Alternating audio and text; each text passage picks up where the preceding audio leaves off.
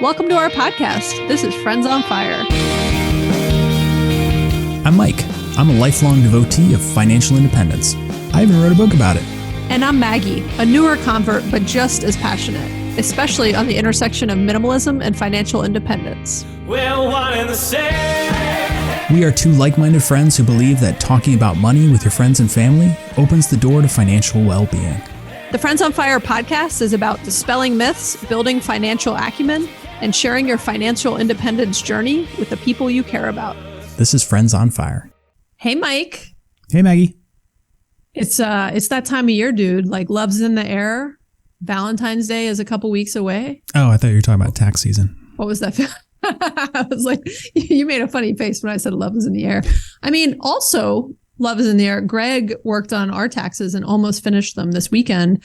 And that makes me love him more. So you're right. Love is in the air. It's one of your love languages. It doing is your one of my taxes love, for you. doing my taxes for me and the expense tracking, which he also does for us, are two of my love languages. Have you already done your taxes? Where are you at on it? Speaking of that. I've done most of my taxes, but all of my tax forms from Schwab are not available yet, so I cannot complete them. Is February 15th the magic date with Schwab also? Because that's like the date that Fidelity and Wealthfront, they like put in the system that certain forms will be available February 15th. I think it's up to the different companies when they do it. It's just, I think it's funny that it's always that date. Like something, I just picture that like someone, there's a lot of meetings and people are like, we can't get it done by the 13th. I mean, we could probably get it done by the 15th. Okay. So before we get into this week's discussion, I want to read you a review that came through last week, Mike. Okay. And I go through all sorts of feelings when I get these reviews. I got pretty thick skin. I don't mind the feedback. I'm just sort of like, okay. I don't know.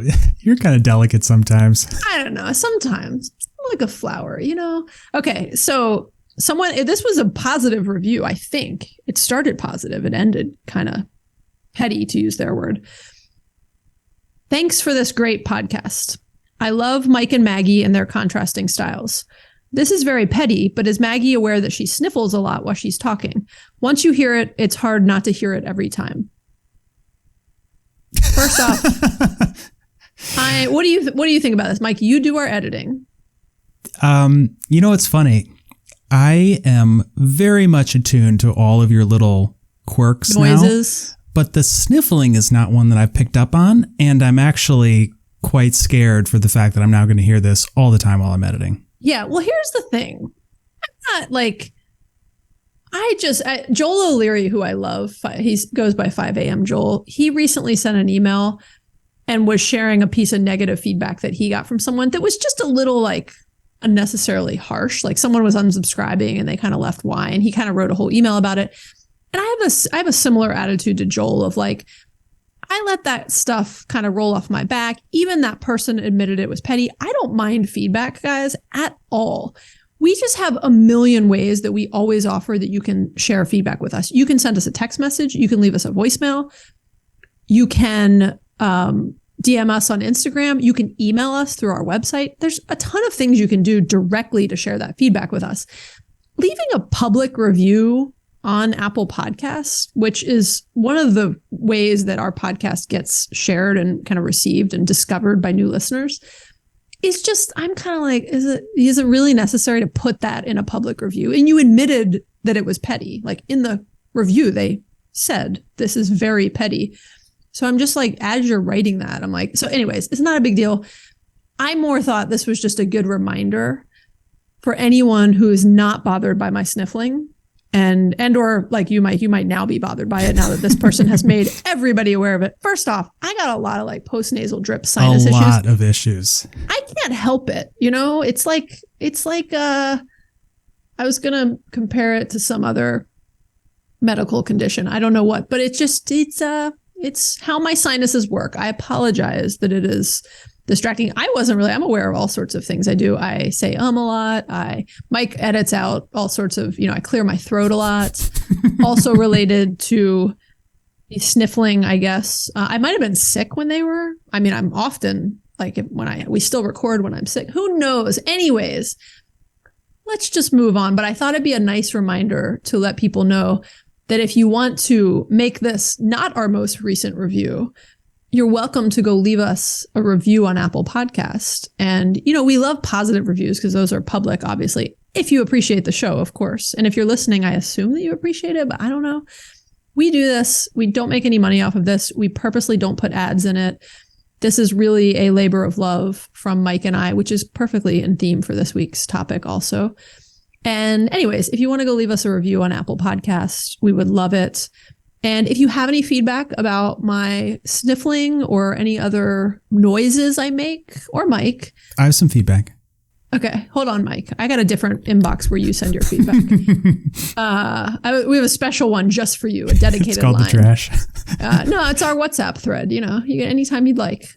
But yeah, go leave us a review. And if you, again, seriously, if you do have feedback, we love feedback. We're very open to it. We prefer that you share it directly with us because it's actionable and this is like a performance review at work, right? We don't like put it online for the world to see.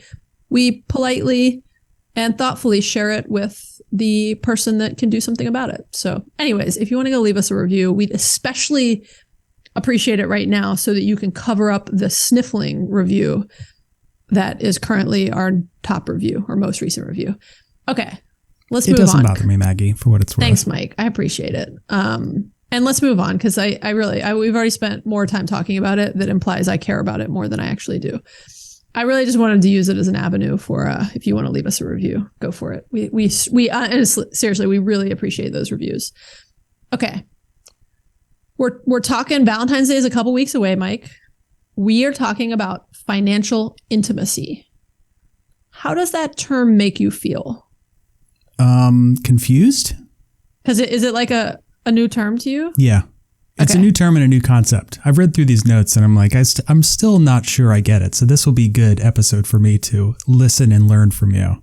Well, here's why a couple of theories on why I think you say you don't get it.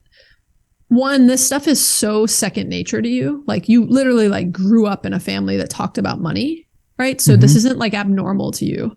And to many people it is. It's a taboo, awkward discussion. They didn't grow up having a comfort level talking about money.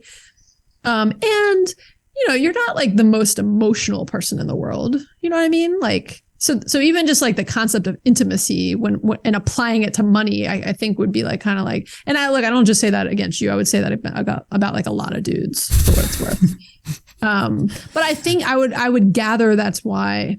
I think you're right. The term is like, just not something that like rolls off the tongue for you. But it does for a lot of people, and they don't use that term. But one of the questions and kind of issues that is brought up the most to us, and it's one of the most difficult to tackle, honestly, is people who have trouble talking with their spouses and partners about money. And like, they're really excited about it. They've started the journey to improve their personal finances, but their partner's not aligned for some reason.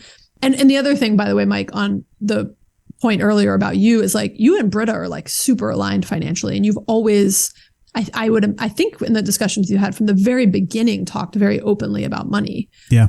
Our level of financial intimacy, I think, would make people uncomfortable. It's very high. Yes, it's very high. I would wonder. Extremely intimate conversations. Yeah. I wonder what the like PDA version of like public displays of affection is like. You guys are like out in a cafe having like an open conversation about like money, and people are like, oh my God, do you see that couple over there? And it's not that you're like making out in public. You're like, they are having the most detailed conversation about a spreadsheet. I think you were exactly right. And it really, PDA makes some people uncomfortable. So imagine the discomfort when you're financially intimate in public. Okay. When you are aligned, like you and Britta are, and like I think Greg and I are, it's really awesome. And we'll talk more about it, but it can really help your relationship in so many other levels. But when you're not aligned, it can be really tough. And that's where we get a lot of questions and scenarios from listeners that they're not aligned with their partner or spouse. And we actually, in episode 109, we talked about, the episode was why and how to talk to your partner about money. But we're going to go a little bit deeper today and really talk about being like open and vulnerable with your partner about money, which is the concept of financial intimacy. And that's why I kind of like the term. Like I'd never heard that term before. And this can be something as little as how you make small purchases together, or as big as your retirement plans in the future for your life. Yeah. These recommendations will apply to all types of financial discussions. Yeah, that's a great point. It's small and large. So let's start with just defining the term financial intimacy, because I had not heard that specific term before. I wanted to do a talk about, for Valentine's Day, I wanted to do a talk about like a deeper level of talking to your partner about money. And I was doing a little bit of research on it, and I came across this term financial intimacy, which we did not make up. And I just loved it because it's like it summarizes the spirit of what I meant by like a deeper, discussion on money and relationships. So the idea of financial intimacy is it's this level of trust and comfort that couples can have when discussing and managing their finances together. And kind of like Mike said, small and large stuff. It's a measure of how open and honest partners are with each other about their financial goals, their habits, their challenges. And again, couples with high financial intimacy, like Mike and Britta, and I think I'd say like Greg and I, are able to talk really openly and honestly and vulnerably about money. They're able to talk about their dreams and how their, finances can support that. And they're able to work together to achieve those goals, which we'll talk more about.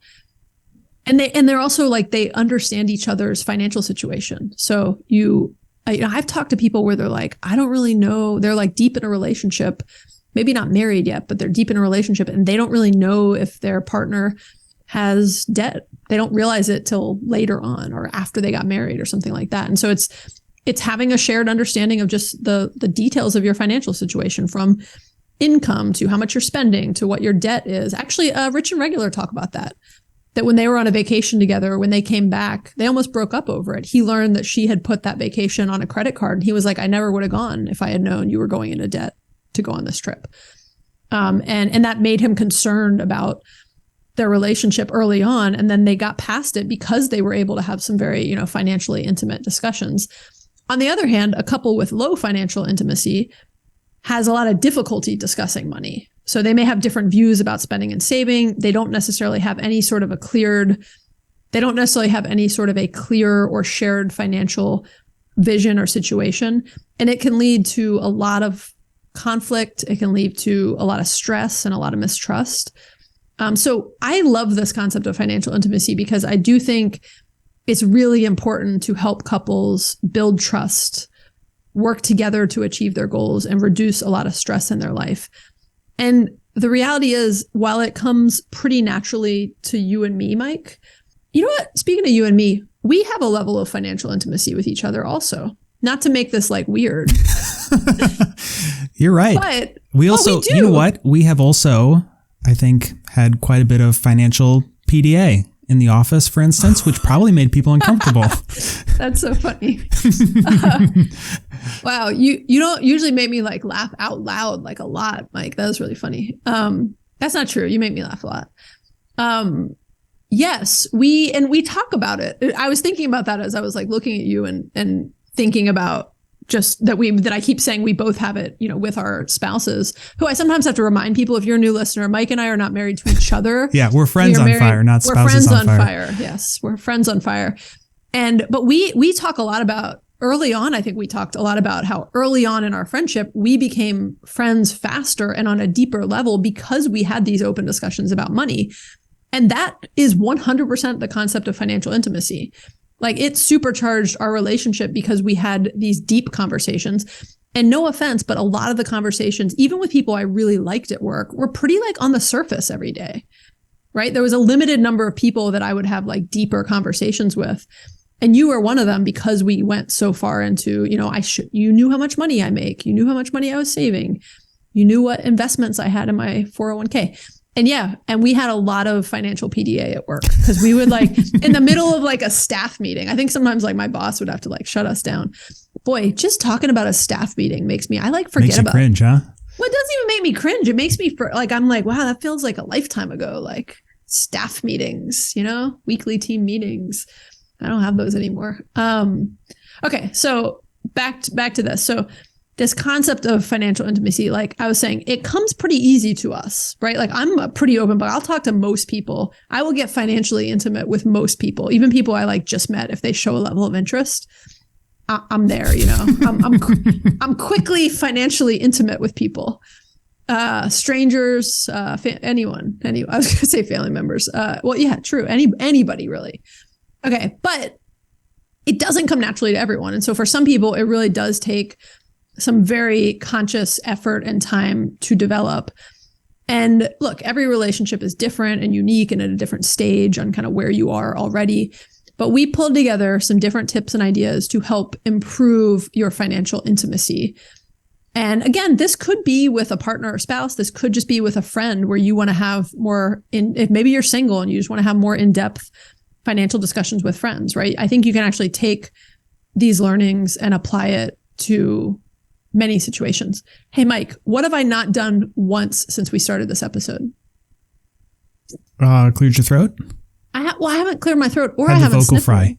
Cough. I can't say look, oh, sorry. Sniffle. Oh, that's right.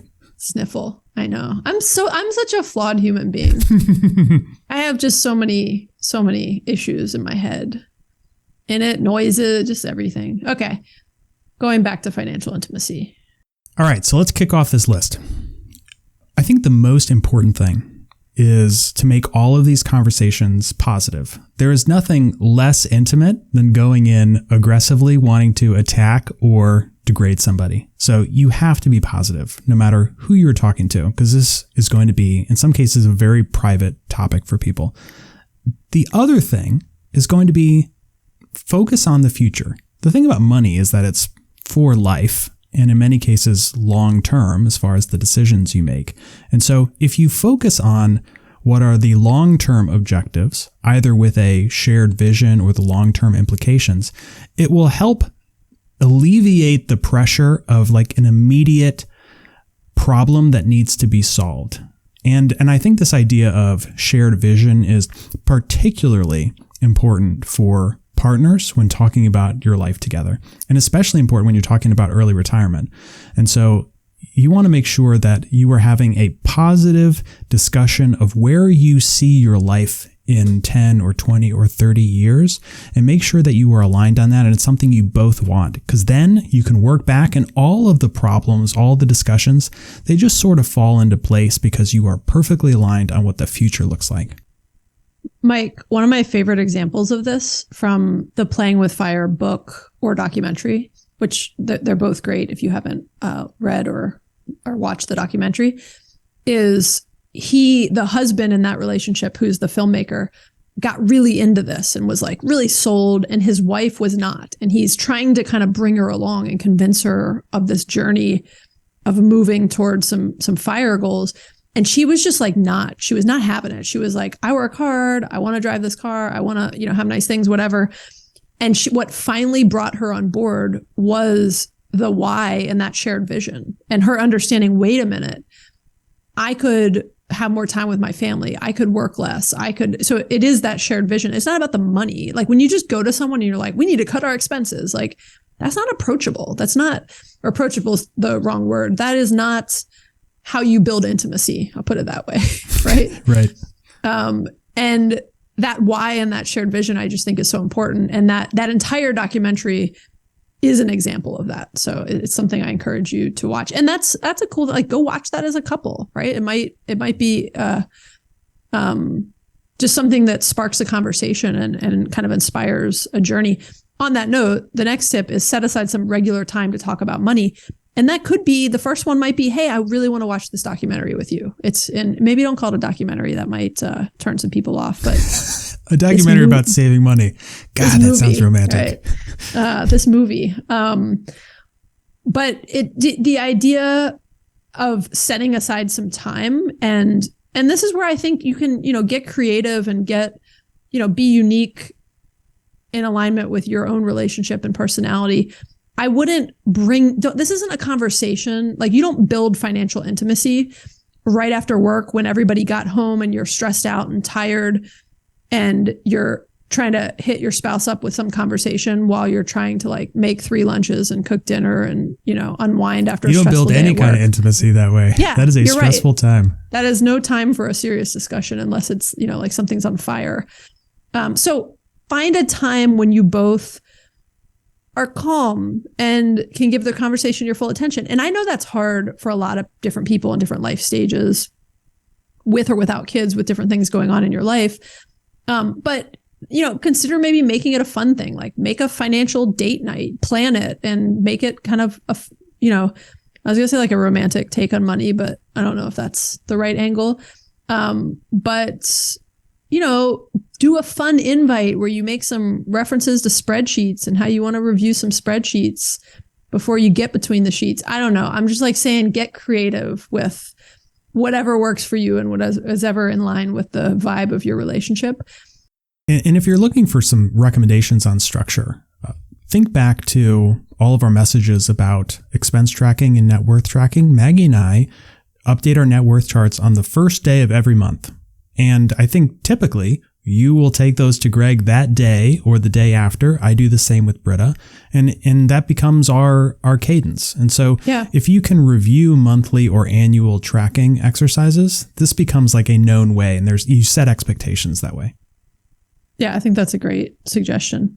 And when you set aside time and you have those meetings, make sure that you are bringing a purpose to it. And an easy way to kick those off is to discuss some of your concerns and priorities. And if you can make these introspective and about you to start, it helps your partner or whoever you're having these conversations with kind of open up a little bit more if that is part of the challenge. But make sure that the conversation has a purpose and that you are understanding their perspective and they are understanding your perspective. And so work through these concerns and priorities in the same way that you would work through any sort of concern in your life and with the help of the person that you're talking to. Yeah. And another tip is to really listen, right? Like Mike said, start by talking about, your own concerns and priorities, but then ask some questions, right? And not combative questions, not like, how come you spent so much money last month? That's not a question I'm talking about. Yeah. It does not build intimacy. Yes. No. Maybe a question like, hey, what are you stressed about? Like, do you stress about money? Because I sometimes do, right? Like the idea of being vulnerable and kind of digging deep, that's the intimacy part of this discussion, right? And then listening, like, so ask some questions and listen. Don't criticize, don't blame, listen, focus on finding solutions together and share your own feelings and be vulnerable. And I think it's that vulnerability, again, that is what truly creates the intimacy. And then financial intimacy leads to an overall, improvement in your relationship and closeness. And so that vulnerability, I think, is important across multiple levels of a relationship, but particularly when it comes to talking about money also. Once you have established a cadence of meetings, once you know how these conversations are going to go, and you've built some level of intimacy, I think it's important to also share the responsibilities and have clear roles for how you are going to manage finances and achieve those goals which you started your conversations with.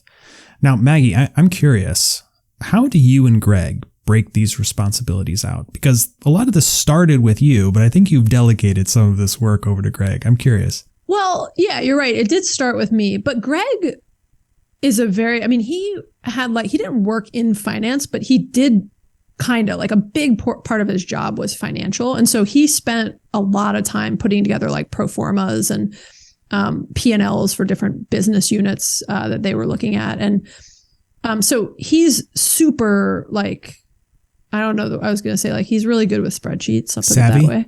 He's very savvy with a spreadsheet. Yeah. Big turn on for me also. And so one of the ways that I think is like naturally happen, like even in our rental property business, like I deal with all the tenants, I deal with like marketing and communicating and interviewing tenants and posting stuff and all that. But he's like the CFO, right? So I forward him receipts. He does all of our P&Ls and the payouts from our account. And so he's just naturally fallen into that with like our rental property stuff. And then he's kind of over time fallen into that in our household also. And I think a lot of it is because he's good at it and kind of enjoys doing it. And then I naturally take on a lot of the like household organization. Like I'm the one that is kind of on top of like the millions of emails from school and all the different the places people need to go and our like family schedule and stuff like that. And so we do a lot of dividing and conquering just across our household. And he ends up doing some of the like heavier lifting on some of the financial stuff. Right. And like I'll do a lot of like credit card hacking, but he again he does the expense tracking and he does our taxes. I feel like I'm missing some category there, but those are some of the big things that he puts more time and energy into. But I do some of the like longer term financial planning, if that makes sense. Like thinking about just like deferred compensation and some of the specific investments and index funds and stuff like that. So he's the CFO, but you're the chairman. He's the CFO, but I'm the CEO. You're right. I'm the chairman and CEO. Chairwoman and CEO. That's a good one. What about you and Britta? I do all of it. Which would come as a shock to nobody because I love it. I'm good at it. And I was doing it myself long before I met Britta. So it was very easy for us to fall into that rhythm when we combined finances as well. I was just going to clarify. You've been financially intimate with yourself prior to ever being financially intimate with her. Yes. Got it. Not sure what that means. Whatever you want it to mean. What she does do very well is she participates in the process very willingly and effectively. She consents. Yeah, she gives her consent. I am really losing track of this metaphor here. So when we scan all of our receipts and I keep track of this stuff. So she has that process down. She participates in it. She scans her stuff. She holds on to it. She knows that when she buys something that doesn't have a receipt, she sends me the email. Like she is involved. She also is aware of and looking forward to our regular meetings. We talk about expenses. We talk about net worth. We talk about long-term planning. And so even though I am doing the work and leading it, she's a very active and enthusiastic participant. I like that summary because I would just like to go back and state I am also an enthusiastic and active participant with Greg being our CFO. But there's another like amazing skill I have. And I'm always like kind of joking to Greg that I have this just awesome skill where like he's going through Mint and he's updating expenses.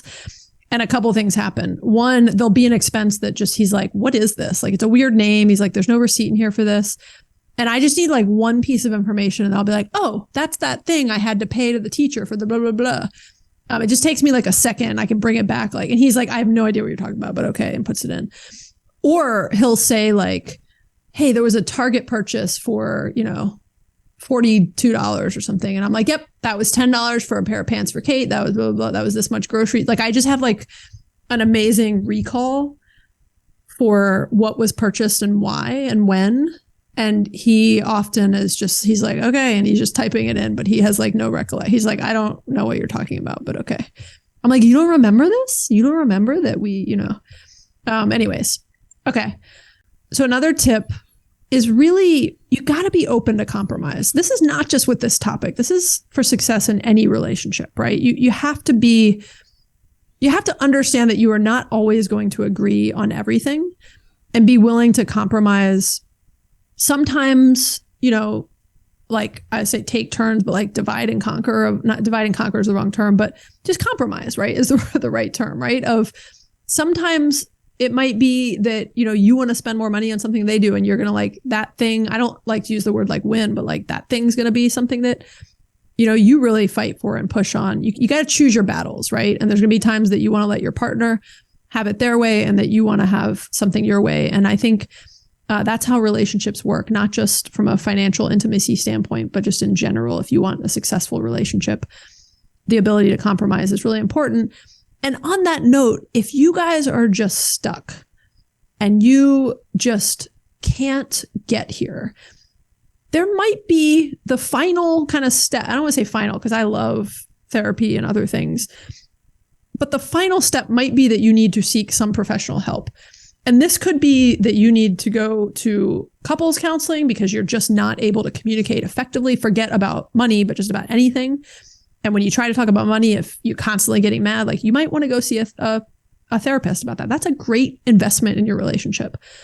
You also might want to go see a financial coach instead, right? And so depending on kind of what you're struggling with and where you guys are hitting some roadblocks as a couple, there's no shame in seeking professional help, right? And you might need to spend a little bit of money to improve your finances longer term and to build that financial intimacy.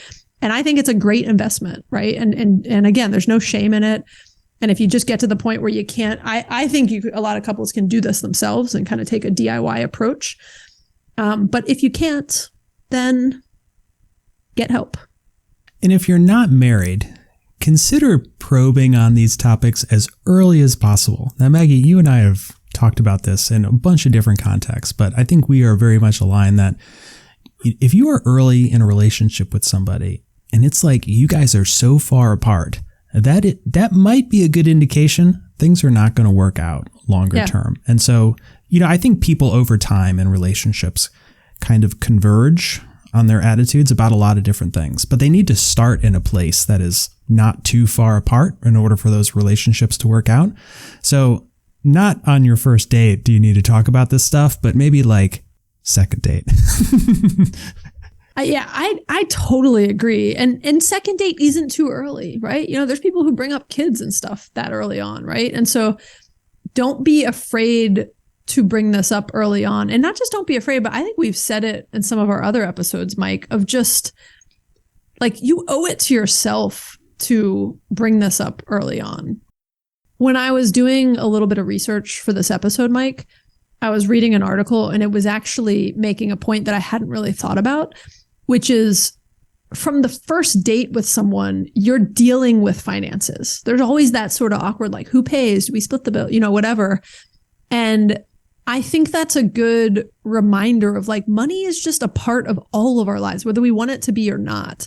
So you can't avoid it, right? And the idea of creating financial intimacy, it can bring you closer together, right? Like if you can't have a honest or funny kind of back and forth about who's paying at a first date, you're not going to be able to talk about anything down the road, right? And so I just think about, I love the idea of like it literally starts on your first date.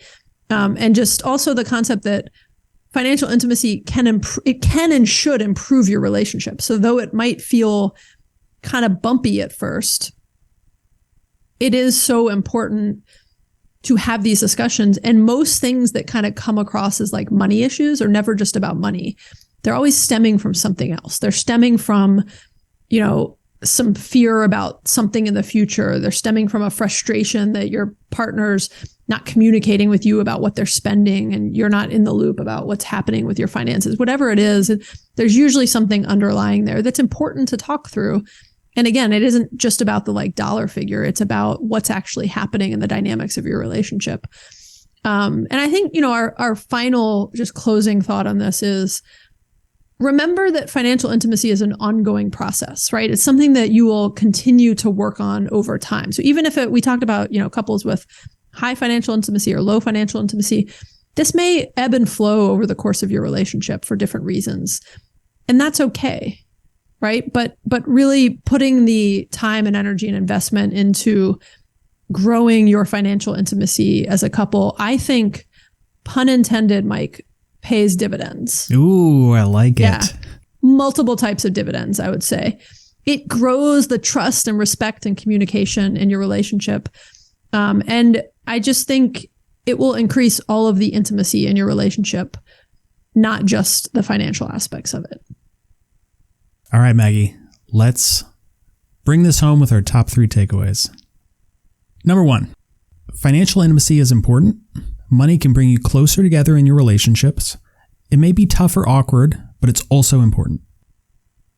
Number 2, as your relationship grows, strive to mirror that growth in your financial intimacy, which means you're going to get more and more financially intimate over time. And number 3, commit to setting a financial date with your partner, maybe even on Valentine's Day, even if you are already advanced in this topic. Okay. Well, I hope you guys have enjoyed this episode. Thank you for listening. If you have been challenged or inspired by what you've heard, please rate and review the show. You can also subscribe to make sure that you never miss an episode.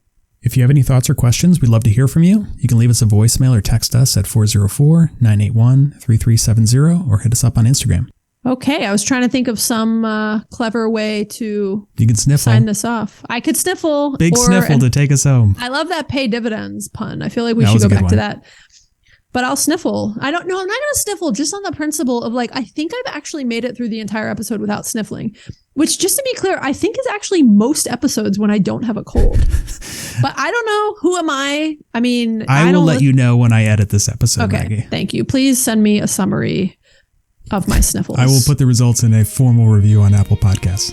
Thank you very much. All right. Thanks, Maggie. Thanks, Mike. Bye. Bye.